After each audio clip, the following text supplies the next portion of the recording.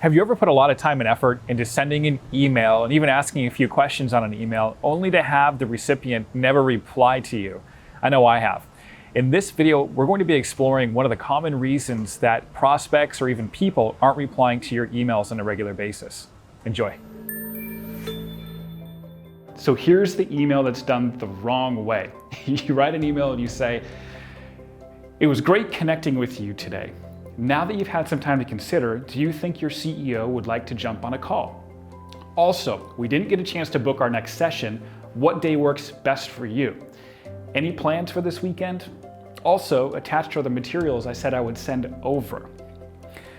Okay, so some of you may be thinking, what's wrong with that email?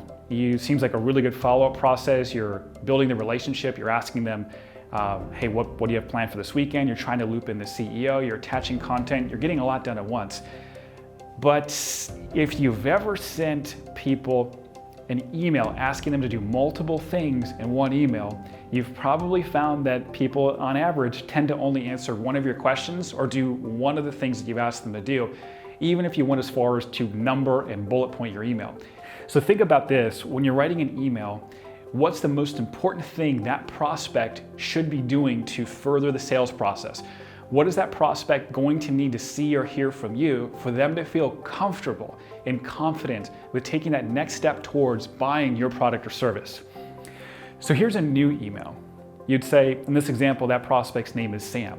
You'd say, "Hi Sam, here are the materials I promised that I would send over to you on our call. Enjoy and talk soon." Then on another email, you would say something like, "Oh, hey, how does your schedule look next week at 2:30 or 4:30 on Wednesday for our next call?" So what you did is you broke up what might be in one email, you broke it up into two, you could even break it up into three. But I might throw on there, because you want the CEO on board, I'd say, how does your schedule look next week for 2:30 or 4 on Wednesday? By the way, do you think your CEO would be able to attend? Something like that, but you're still only trying to do one thing per email. I know it sounds weird. It sounds like you're just flooding that person's inbox with content, but it actually does them a favor. It gives them more clarity. I know for me, if I ever get an email where somebody's asking me to do multiple different things on one email, I often will go, I'm gonna get to this later.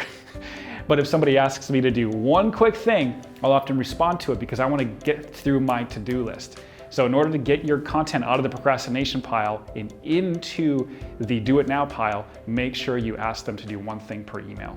All right, at the end of this video, you might be wondering, what is the most powerful link or attachment you can send in a follow-up email?